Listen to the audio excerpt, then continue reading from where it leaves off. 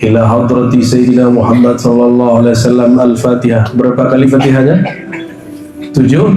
Nah, itu ada rahasianya itu. Orang kalau Fatihah 7 kali, cepat istihdar nabinya. Kalau orang diperjalankan ruhnya ke kota-kota cahaya, alam-alam malakut al-a'la, al-jabarut al-uliyah, kalau dia pulang dari sana, maka dia pun bawa oleh-oleh. Kalau pulang dari alam malakut itu alam malaikat, alam zikir, maka pulang-pulang dia bawa zikir. Jika dia pulang dari alam jabarut, dia pulang bawa ilmu ma'rifat. Ada lagi di atasnya, nanti diurainya, dikemasnya dalam bentuk salawat. Tapi kalau salawat wahidiyah dibaca, bikin rindu nggak? Bikin kolbunya bergejolak nggak? Karena dia tidak disusun dengan akal, dia disusun dengan kolbu.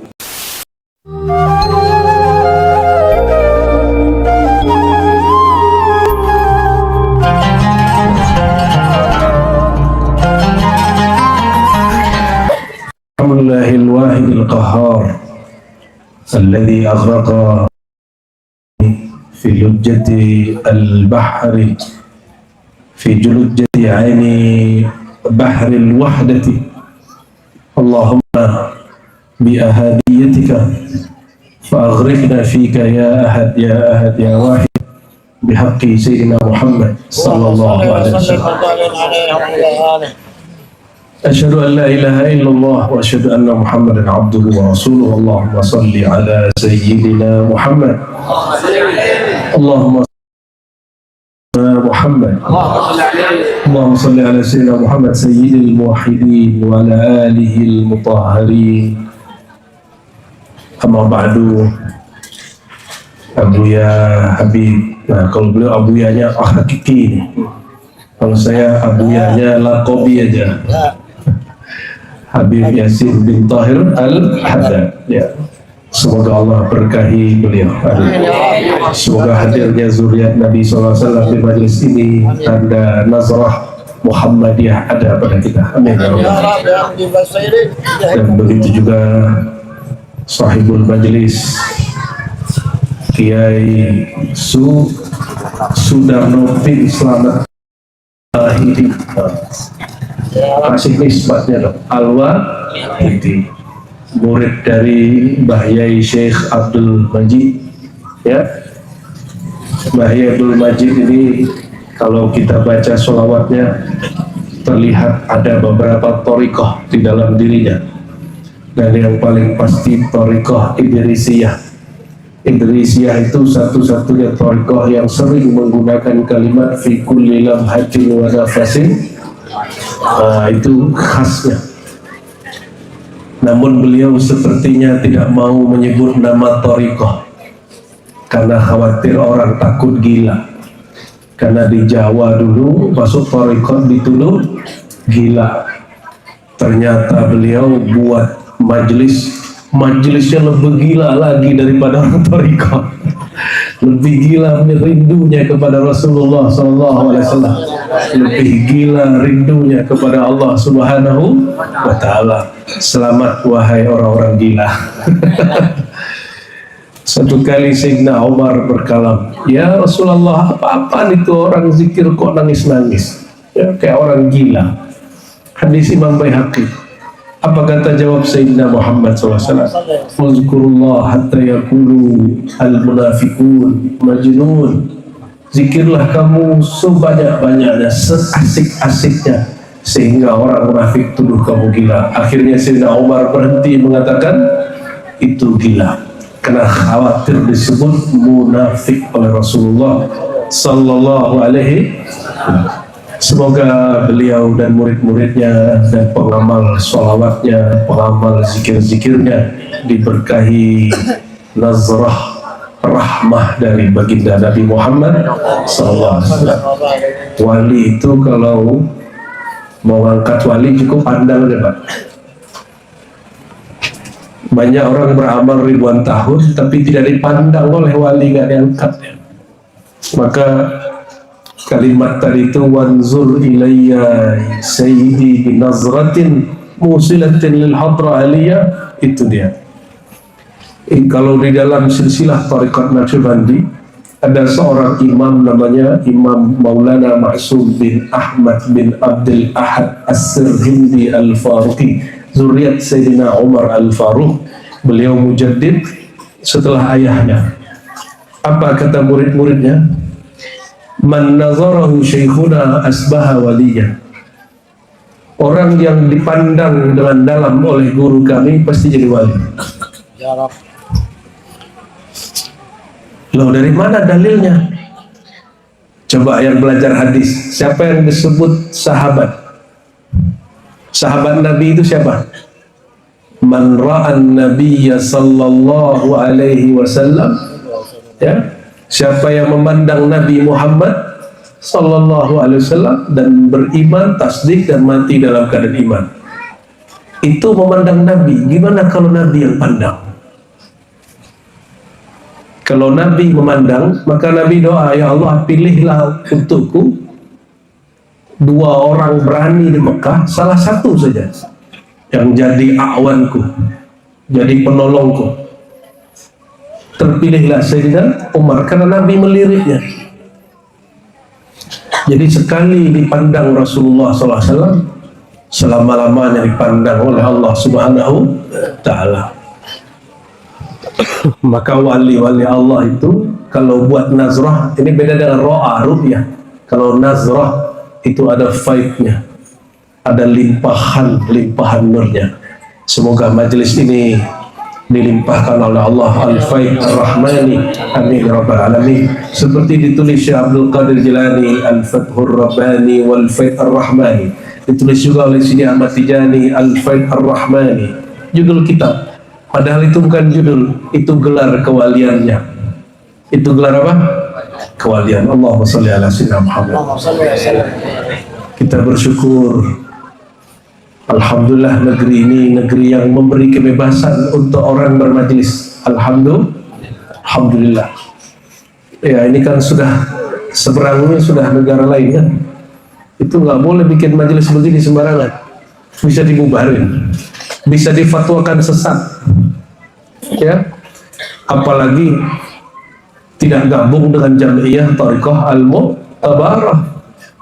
Ya kenapa tidak gabung? Karena ini bukan thariqah, ini majelis salawat, gitu ya. Walaupun isinya thariqah juga. Allahumma sholli ala Muhammad. Tadi saya janji kita coba bongkar dikit-dikit lah, ya. Apa sih isinya salawat wahid? Nah, tapi syaratnya kondisi dulu anak-anak itu, anak-anak itu coba dipisah-pisahin dulu. Jangan diusir, dipisahin aja, ya. Halas, mari kita kirim suratul Fatihah untuk orang yang mempopulerkan salawat ini. Syekh Kiai Haji Abdul Majid. Al-Fatihah. Bismillah. Ya Allah, ya Rasulullah. Suratul Dinar. Muladhdallin.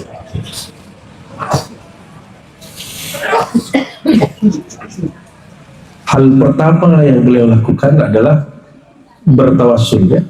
Ihda'us thawab ila hadrati Sayyidina Muhammad sallallahu alaihi wasallam. Al-Fatihah. Berapa kali Fatihahnya? 7. Nah, itu ada rahasianya itu. Orang kalau Fatihah 7 kali, cepat istihdar nabinya, cepat merasakan hadir Nabi Muhammad sallallahu alaihi wasallam.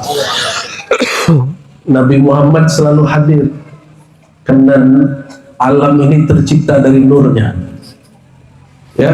Alam ini tercipta dari nurnya. Gimana kalimatnya? Alaika nurul khalqi hadiyal anami. Wahai Rasulullah, engkaulah sirnya semua cahaya yang ada di alam semesta. Semua makhluk tercipta dari nurnya. Maka orang memandang kemanapun sebenarnya ada sir nurnya Nabi Muhammad sallallahu alaihi wasallam, ya.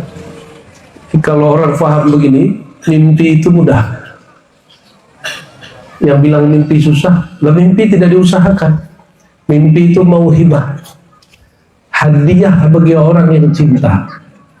Mungkin kita kurang cinta sehingga masih belum jumpa di alam mimpi. Maka tidak usah urus mimpi, uruslah pikiran saat sadar, uruslah kolbu saat kita jaga. Adakah kita merindui Sayyidina Muhammad sallallahu alaihi wasallam?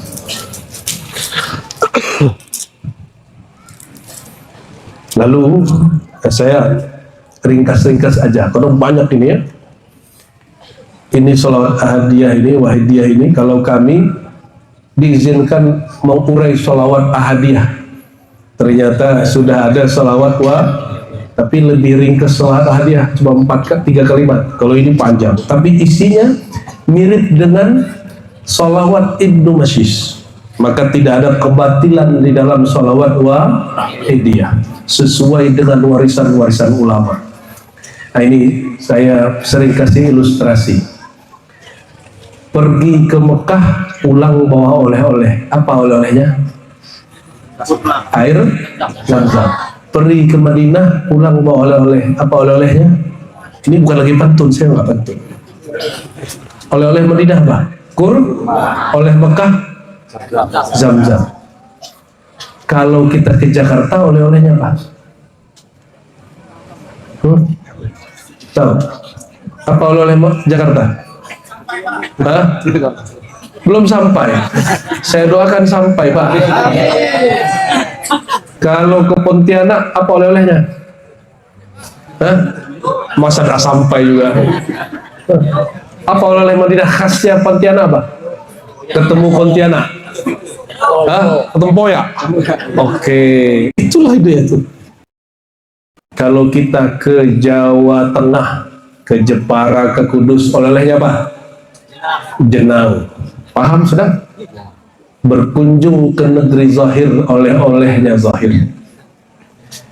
Kalau orang diperjalankan ruhnya ke kota-kota cahaya, ke alam-alam malakut al-a'la, al-jabarut al-ulya, kalau dia pulang dari sana, maka dia pun bawa oleh-oleh.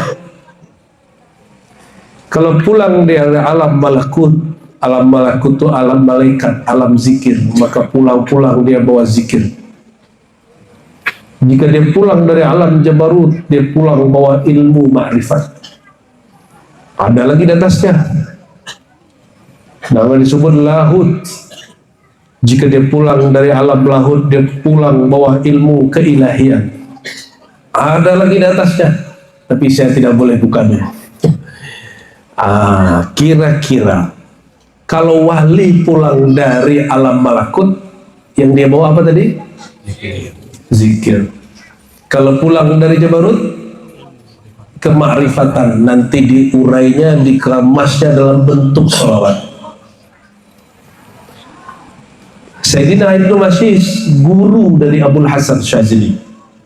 Imam Syazili ini cari wali kutub ke Baghdad. Kata orang Baghdad, ngapain kamu sini? Di kampung ada wali kutub. Maka pulang dia, ketemu di Maroko, namanya Al-Imam Abdul Salam Ibnu Masyis. Diajarkan dan ditalkin zikir, lalu diberikan salawat, namanya salawat Masyisiyah. Isinya mirip dengan yang di tengah sini.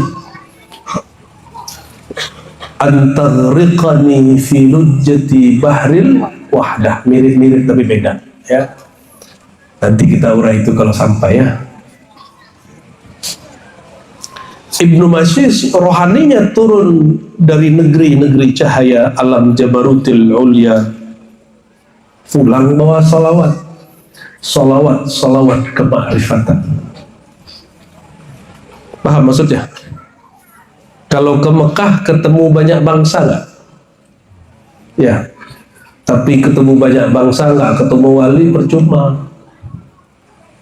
Maka yang paling penting jumpa seorang wali atau pemimpin wali atau Sayyidul Anbiya wal Mursalin, itu sudah paling cukup. Maka beliau ketika rohaninya sadar, beliau kemudian menggubah sholawat. Maka sholawat ini gak boleh dikarang-karang dari akal, dia mesti hasil oleh-oleh dari sana. Itu yang disebut man ahdatsa fi amrina hadza ma laysa minhu fawarat. Secara ilmu fikih, siapa yang buat sesuatu yang baru, bukan bagian dari urusan kita, agama kita, tertolak. Itu secara hukum fikih disebut muhdats bid'ah. Dalam ilmu hakikat, segala satu yang dikarang-karang tidak bertahan. Kalau dikarang-karang rasanya hambar. Tapi kalau salawat wahidiyah dibaca, bikin rindu nggak? Bikin kolbunya bergejolak nggak? Kenapa? Karena dia tidak disusun dengan akal, dia disusun dengan kolbu.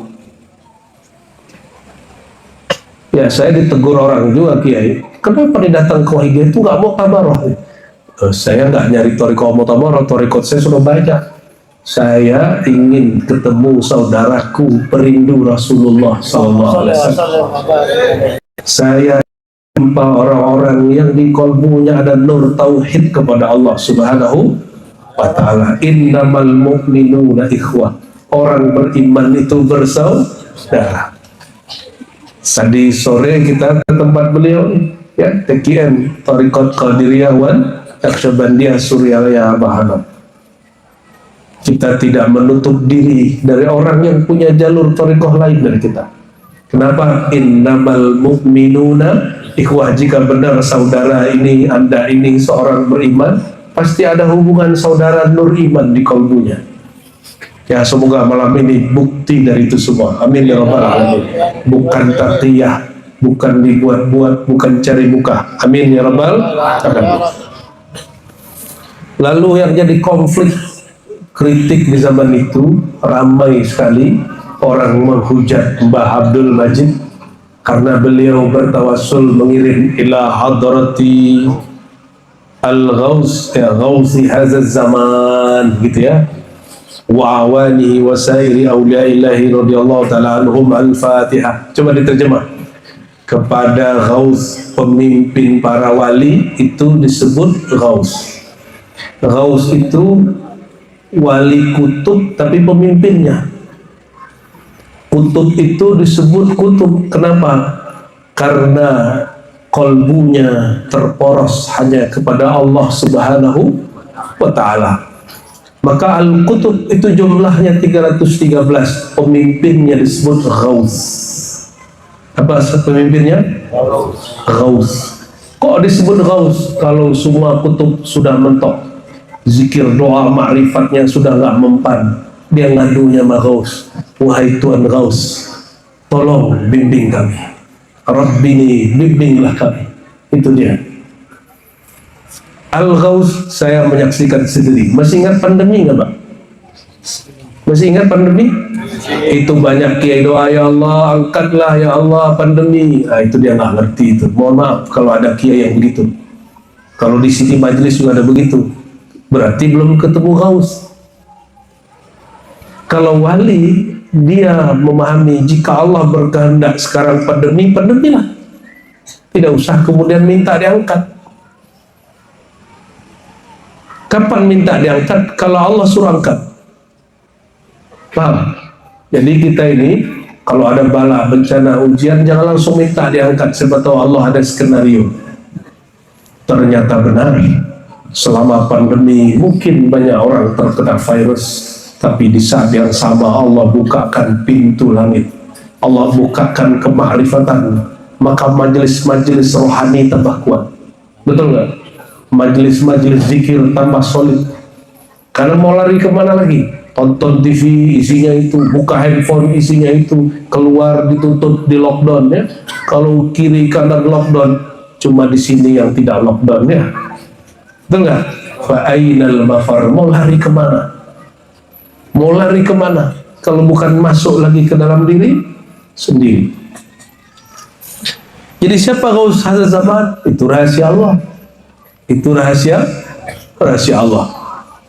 Mungkin orang nuduh Mbah Abdul Majid ini ngaku jadi Ghaus, tapi sepanjang kiai jumpa beliau nggak ngaku Ghaus ya? Nggak ada. Beliau bilang ila Ghaus Hazal Zaman wa awani. Awan itu orang-orang yang bantu beliau, ring satu beliau. Coba perhatiin, Nabi Muhammad SAW sahabat utamanya berapa? 4. Nah, itu namanya awan. Namanya apa? Atau wuzara, wazir, atau disebut khulafa seperti di hadis ya, khulafa ar-rasyidin al-mahdiyyin. Itu istilah-istilah dari Nabi Muhammad sallallahu alaihi wasallam. Itu bahasa lain dari awan. Maka awan ini jumlah berapa? 4. Terus wasairi auliyahi ta'ala, dan seluruh para wali. Berarti beliau ini baca Fatihah untuk pemimpin wali, ring satunya wali, Raul Zaman, dan semua wali-wali di semua tempat. Dapat nggak? Mau wali tarekat Khalidiyah, Naqsyabandiyah, Qadiriyah, Syaziliyah, Syatariyah, dapat semua. Betul nggak? Maka saya hakul yakin pengamal Wahidiyah tidak benci kepada tarekat, tidak benci kepada para imam. Justru mereka pencinta tarekat dan para imam, karena selalu difatihain setiap hari. Allahumma ya wahid, ya ahad, ya wajid, ya jawad. Beda nggak wahid sama ahad? Beda nggak Pak? Wahid sama ahad beda nggak? Apa bedanya? Beda hurufnya. Ya salam. Kalau mau ngerti wahid ahad, belajar martabat 7 ya. Ini karena waktu pendek, saya kasih clue aja.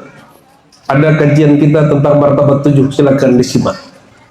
Ada perbedaan martabah al-ahadiyah dan martabah al-wahidiyah. Monggo nanti disimak. Kalau itu panjang sekali. Itu pertemuan berkali-kali, saya ringkas menjadi beberapa jam saja. Intinya, wahid itu nama Allah sudah zahir. Kalau ahad, nama asma af'alnya belum zahir, masih batin dalam sirzatnya Allah subhanahu wa ta'ala. Maka orang manggil ya wahid, ya ahad, maka sebenarnya kemakrifatan dia sampai ke sana. Wahai yang namanya telah zahir ataupun namanya masih tersimpan di dalam kerahasiaannya. Paham nggak? Insya Allah Pak. Walaupun kepala tidak paham, ruhnya pasti paham Pak. Kan ini makan ruh. Makanan ruh itu, walaupun otak nggak sanggup, ruhnya asik aja. Ruhnya asik aja, tenang aja Pak. Ini Arroz ini ngomong apa gitu, udah diarin aja, tasdik aja Pak.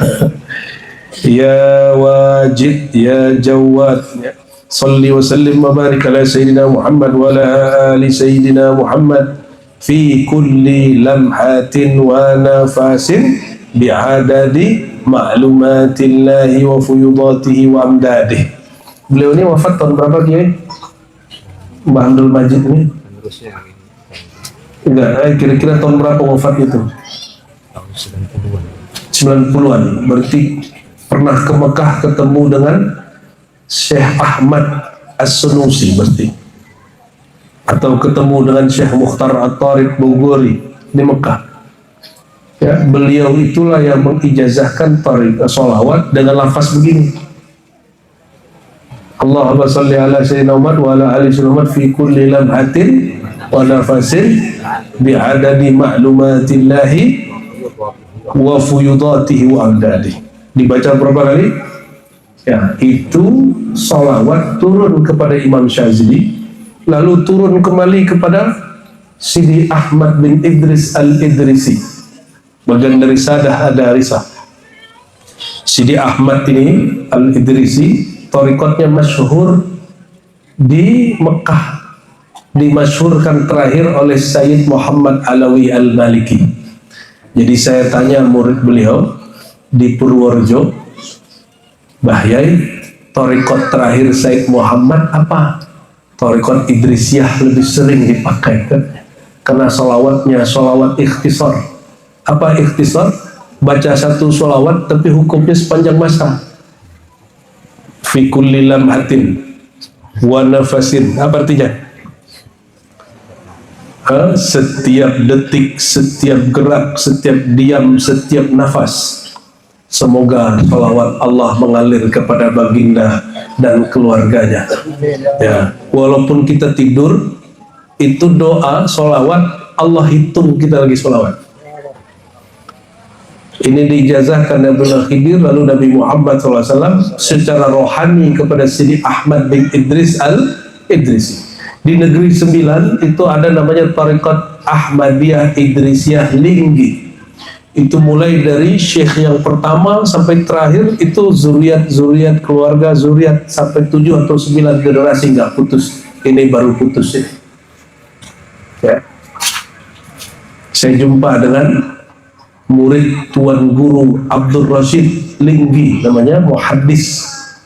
Beliau punya murid seorang Habib di Brunei, namanya Al Habib Muhsin Al-Kaf. Habib Muhsin bin Ahmad Al-Kaf yang menyusun Ratibul Kaf, Ratib Al-Kaf. Jadi Ratib Al-Kaf ini baru nih Habib. Ya. Kalau Ratibul Haddad sudah lama Habib ya. Al-Attas sudah banyak. Sakran sudah banyak. Ini Ratibul Al-Kaf. Salah satu yang diijazahkan beliau salawat Sidi Ahmad bin Idris Al-Idrisi seperti ini. Jadi salawat ini tidak ada kebatilan, tidak bid'ah. Semoga diamalkan tanpa ragu dan syak. Ya, jadi jangan kemudian ragu lagi baca salawat-salawat seperti ini. Kita masuk ke doanya. Allahumma kama anta ahlu. Ya Allah, sebagaimana selayaknya Engkau. Ada yang tahu selayaknya Allah bagaimana? Hah? Ada yang tahu selayaknya Allah?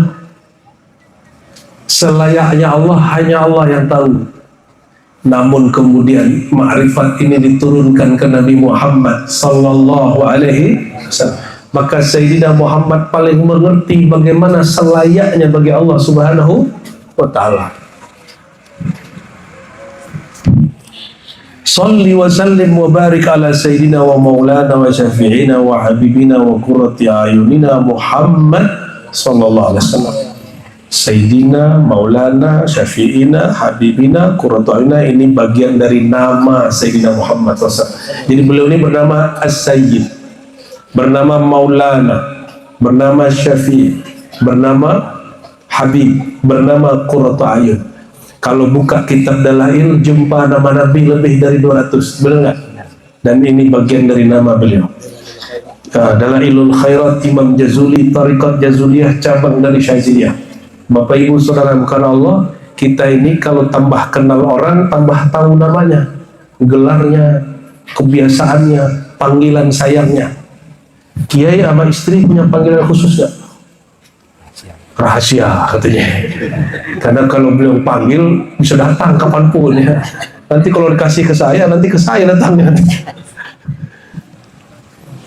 Ada panggilan rahasia. Itu dia. Seorang kekasih juga punya panggilan rahasia kepada Sayyidina Muhammad sallallahu alaihi wasallam. Rahasia itu bukan berarti yang lain nggak tahu, tapi maksudnya dia panggil dengan nama ini dan orang nggak tahu kalau itu adalah namanya, ya. Sallallahu alaihi wasallam. Lanjut dikit lagi nyampe ke yang paling pentingnya.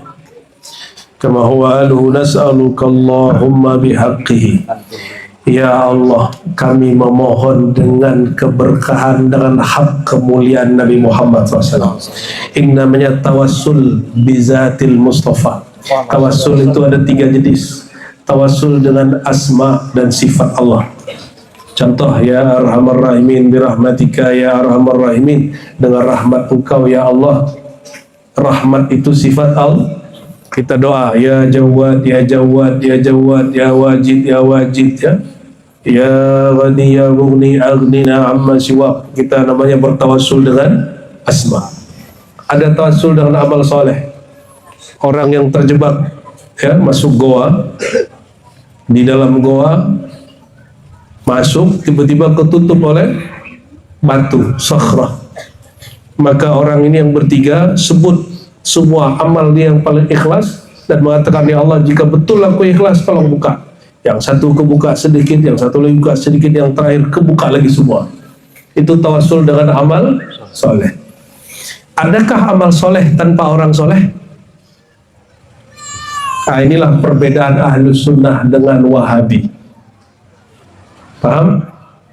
Bagi Wahabi boleh tawassul dengan amal soleh, tapi tidak boleh tawassul dengan orang soleh, kecuali orangnya hidup dan ada di hadapan. Nah, ini kita kasih tahu kepada Wahabi. Kami tidak benci Wahabi. Bagi Anda, bagi antum, Nabi itu mati dan tidak ada di hadapan. Tapi bagi kami, Nabi itu yang wafat cuma tubuhnya, ruhnya, nurnya masih menyebar dan ada di sekitar kita, bahkan tidak pernah berpisah dari kita. Oleh karena itu, bertawasul dengan Nabi bagi kita tawasul dengan hadir al-hayy. Maka kaidah Wahabi tidak masalah. Apa kaidah Wahabi? Boleh tawasul dengan orang soleh yang hidup dan ada di hadapan. Hidup ada di hadapan. Nabi Muhammad SAW hidup atau mati? Hidup atau mati? Hidup atau mati? Hidup atau mati? Oke, yang kencang dong ya. Para syuhada boleh nggak kita sebut mati? Lebih mulia Nabi atau para syuhada? Jika syuhada haram disebut mati, apalagi Sayyidu Syuhada Sayyidina Muhammad sallallahu alaihi wasallam. Nabi Muhammad lebih mulia daripada semua syuhada, semua aulia dan nabi rasul. Jadi Nabi Muhammad hidup atau mati? Hidup. Kalau yang hidup sekarang ruhnya, sudah ruhnya, tergantung keyakinan antum lah. Nurnya terserah. Ya, hanya jasadnya yang berpulang ke tanah, tapi nurnya masih mengalir. Sir sari nur zati. Apa kata Wahabi?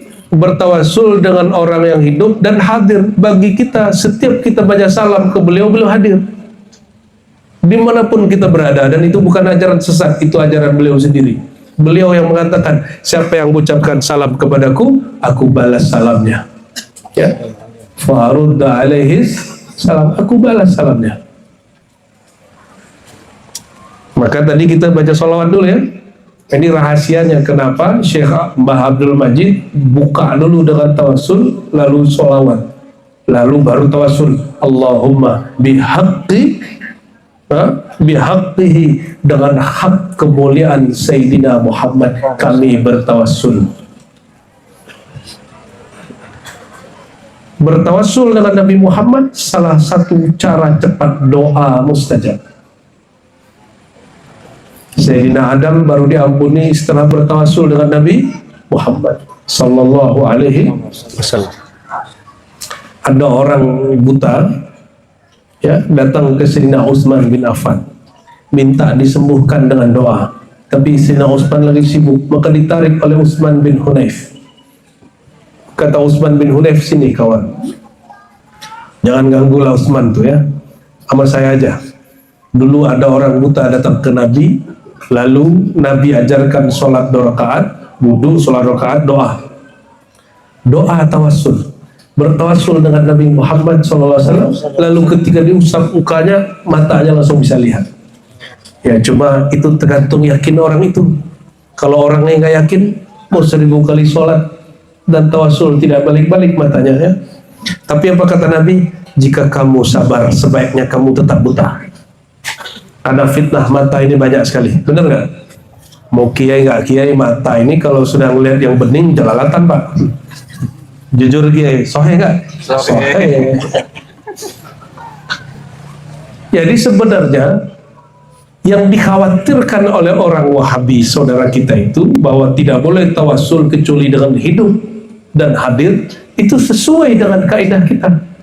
Bagi kita Nabi Muhammad SAW masih hidup.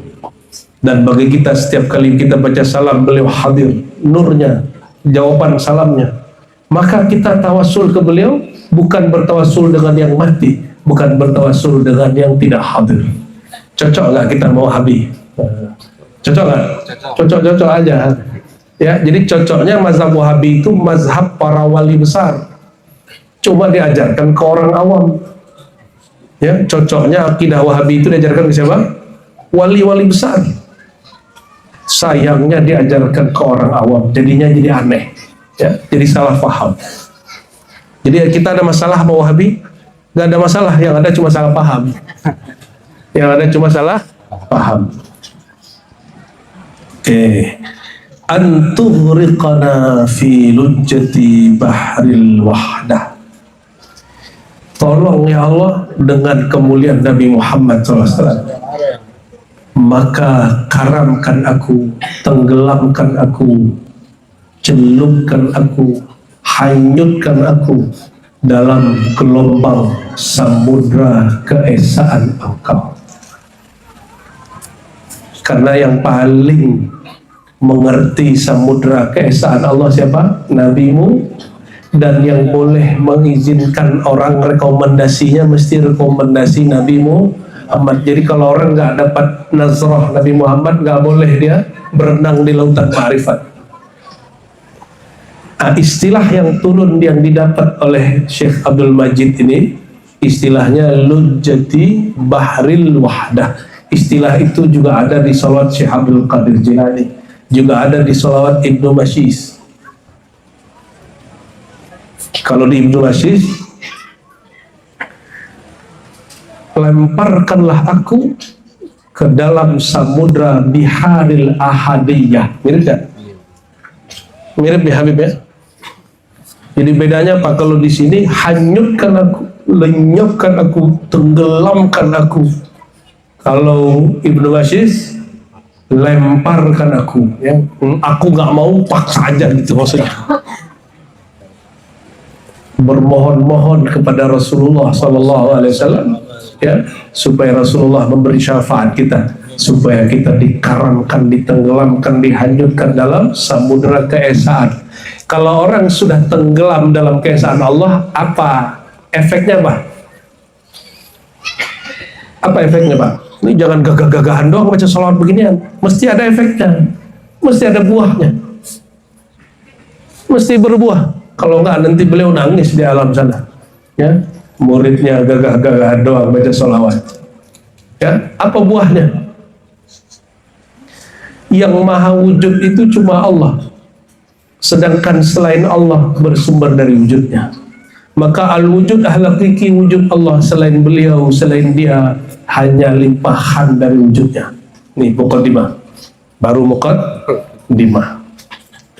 Kita nggak boleh dalam-dalam amat ini, karena majelisnya majelis am. Ya, ini pakai akidah Asy'ari aja. Imam Asy'ari yang menyusun sifat 20, apa kata beliau? Wujud itu dua aja. Wujud yang ada dengan zatnya, wujud yang ada karena diwujudkan oleh zat pertama. Wujud yang kedua siapa? Wujud diadakan oleh wujud yang disebut al-mawjud, ya, bi ghairihi, yang wujud karena diwujudkan. Kita ini wujud sendiri atau diwujudkan Allah? Maka dalam bahasa akidah kita dicipta, tapi dalam bahasa ma'rifat kita difaidkan, dapat limpahan wujud. Nah, beda nggak? Apa perbedaan dicipta dengan dilimpahkan? Kalau dicipta tadi tiada menjadi ada. Ini bahasa ahli akidah. Kalau bahasa perindu pecinta, bahasanya faid, limpahan. Kita ini terlimpah dari wujud Allah SWT. Maka kita ini limpahan wujudnya, tapi kita bukan wujud Allah. Kita ini hanya limpahan dari wujud, tapi kita tidak langsung. Wujud Allah melimpah pertama kali menjadilah Nur Muhammadi, An-Nur Al-Muhammadi, karena tercipta dari Nur Allah maka disebut Nur Zati. Sedangkan kita ini Nur Idafi, ya, Nur Wasfi. Kita ini Nur yang bercabang, yang terpancar dari Nur Sayyidina Muhammad Sallallahu Alaihi Wasallam. Makanya Bapak Ibu kalau baca sholawat rindu, kenapa? Seperti anak rindu sama ayahnya, seperti anak rindu dengan leluhurnya, seperti seseorang rindu dengan kampungnya. Pak Kiai, kampungnya mana Pak Kiai? Saujaya. Di mana itu?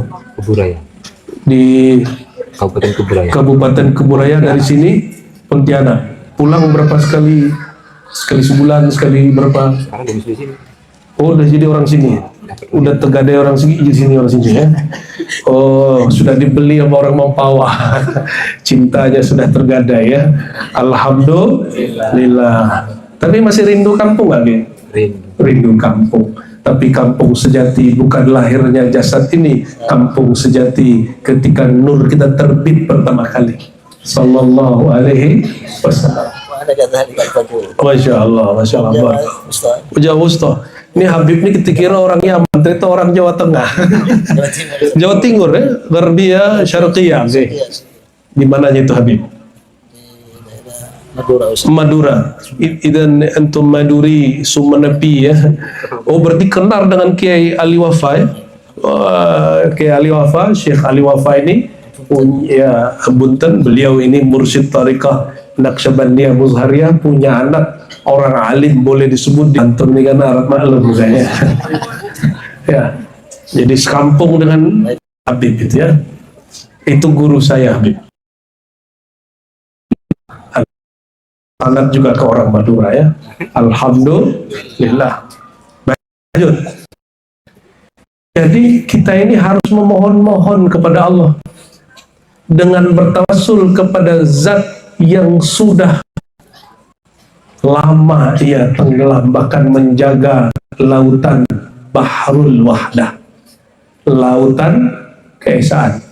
Lalu kalau kita betul-betul sudah tenggelam dalam samudra keesaan Allah, apa efeknya? Nah, tadi pengantarnya wujud kita limpahan dari wujud Allah, tapi bukan seperti air melimpah ya. Nah, itu menyerupakan Allah dengan makhluk dan tidak boleh. Bukan, ini hanya istilah. Hanya apa? Hanya istilah. Tertib akli, mustalah lughawi ya, istilah-istilah bahasa aja. Hakikatnya hanya Allah Subhanahu wa taala yang tahu. Laisa kamitslihi syai'un, hanya dia yang tahu bagaimana dia. Huwa kama huwa ahlu. Nah, itu maknanya tadi. Maka ketika Allah tiupkan ruh bersama nur ke dalam jasad ini, coba perhatiin, kalau tubuh disebutkan inni khaliqun basyaran min tin, surat ya, surat apa itu? Inni khaliqun basyaran min tin, sungguh aku ciptakan manusia daripada tanah, aku cipta dari tanah. Surat Shad ayat 70, 1, 72, 73, coba perhatikan nanti ya, dicek di rumah, mungkin nomornya bisa geser dikit. Setelah sempurna, nafakhtu fihi min ruhi, aku hembus roh, maka roh dihembus, sedangkan tubuh dicipta. Maka istilah Quran ada yang makhluk, ada yang manfuh. Itu istilah Quran. Kalau dalam ayat yang lain, dalam surat apa misalnya, surat yang kita biasa baca rakaat kedua hari Jumat, surat apa? Hah? Itu mah standar itu. Setelah surat sajadah, Al-In ya, Al-In faja'alnahu sami'an basira. Di Quran ada khalaqa, ada ja'ala. Kalau Quran sendiri itu ja'alna, kami jadikan. Quran itu bahasa Arab. Ja'alna itu bukan ciptaan. Dan Allah menyebut pendengaran kita, pandangan kita, bukan mata. Kalau mata dicipta. Kalau pandangan disebut di Quran, kami jadikan pada tubuhnya, pada matanya pandangan. Kami jadikan pada telinganya pendengaran. Jadi Allah nggak sebut istilah sama dan basar pada manusia sebagai makhluk, meskipun dia makhluk. Meskipun dia makhluk, tapi Allah sebut. Kenapa? Supaya orang ini nanti tenggelam dalam samudra keesaan. Gimana maksudnya? Dalam hadis Imam Bukhari. Nah, ini yang paling inti mau sampaikan malam ini. Semoga paham. Paham nggak paham? Semoga paham. Paham nggak paham? Fa illam tafham al-yawm satafham ghadan. Fa illam tafham al-ghadan, fa illam tafham al-ghad satafham ba'da ghad. Fa illam tafham fil hayah satafham ba'da al-mamat. Kalau nggak paham sekarang, semoga paham besok. Nggak paham besok, semoga paham besok lagi. Nggak paham besok lagi, paham setelah mati. Amin ya rabbal alamin. Apa kata Nabi SAW? Allah berfirman, "Fa'idha ahbabtu, jika aku telah cinta kepada hambaku." Kalau bahasa sholawatnya, apabila aku telah tenggelamkan dia dalam lautan cinta keesaanku. Ini bahasa sholawatnya. Kalau bahasa Nabi apa? Allah berfirman hadis qudsi, "Fa'idha ahbabtu, jika aku sudah menenggelamkan dia dalam cintaku." Kita ini kalau cinta, ingin kekasih kita ikut kita, benar nggak? Maunya kita, maunya dia tunduk sama kita. Nah, itulah egonya cinta. Itu sifat Tuhan, jangan dipakai. Itu sifat tuh, jangan dipakai. Jangan kita kemudian mau tunduk semua kehendak istri ke kita, jangan begitu. Istri juga jangan begitu. Semua kemauan istri harus suami ikut. Itu yang boleh hanya Allah Subhanahu. Apa kata Allah, jika aku telah tenggelamkan hambaku dalam cintaku, dalam samudra keesaanku, kuntu sam'ahu alladhi yasma'u bih. Aku tukar samaknya jadi samakku. Aku ganti basornya, pandangannya dengan pandanganku. Aku ganti semua jeroan dia, semua batiniahnya adalah pancaran dari sifat-sifat ma'aniku. Ya, kira-kira begitu. Maka jika dia memandang dengan pandangan Allah. Jika dia mendengar dengan samanya Allah. Coba cek, ada nggak di setelah itu? Ada nggak di ujung salawat? Hatta la nara wa la nasma' wa la najid wa la nuhis wa la nata'arraq wa la naskun illa biha. Sehingga kami tidak memandang, tidak merasa, tidak mendapat, tidak bergerak, tidak diam, tidak memutuskan apapun kecuali biha, dengan sir cinta keesaan Allah Subhanahu wa ta'ala. Itu dia. Batal atau sahih ini? Batal apa sahih ini? Sahih, sesuai dengan Sahih Al-Bukhari. Situlah. Oleh karena itu saya menentang kalau ada kiai ustadz yang memfatwakan majelis-majelis zikir itu sesat. Saya bilang gini, kalau beda sama tarekat kita, ente lebih alim bina. Tapi kalau ternyata dia lebih alim dari ente gimana? Ya? Masa difatwa sesat? Siapa tahu dia lebih rindu ke Rasulullah daripada kita. Siapa tahu dia lebih karam, lebih tenggelam dalam keesaan Allah daripada yang memfatwakannya. Ya, seperti terjadi pada Aba Gurus kumpul mufti-mufti duniawi memfatwakan dia sesat. Ternyata beliau tidak sesat. Tiba-tiba malam-malam surat untuk fatwa mau ditandatangani, disodorkan ke gurunya berpikir keras, ternyata dapat ilham. Ini kalau difatwakan sesat, kan dia murid saya juga. Ya, kalau salah dibimbing, kalau betul didukung, maka beliau kemudian tidak jadi fatwakan sesat muridnya. Maka saya mendukung cara ulama MUI seperti itu. Ya, dan saya yakin orang Wahidiyah ini terbuka, betul nggak? Nggak ada yang disembunyikan kan? Yang disembunyikan itu cuma rasa. Dan Bapak Ibu yang bukan Allah, rasa itu bukan bab akidah. Rasa itu bab tajribah zauqiyah, rasa di qalbu. Maka wilayah akidah tidak berlaku. Hukum akidah tidak berlaku karena dia hukum rasa. Hukum akidah itu isbat dan nafi, diiyakan atau ditidakkan. Kalau hukum rasa, zauq alam tazuk, tazuk aulam tazuk, engkau rasa atau tidak rasa, itu hukumnya. Engkau rasa, isbat. Engkau tidak merasa, nafi.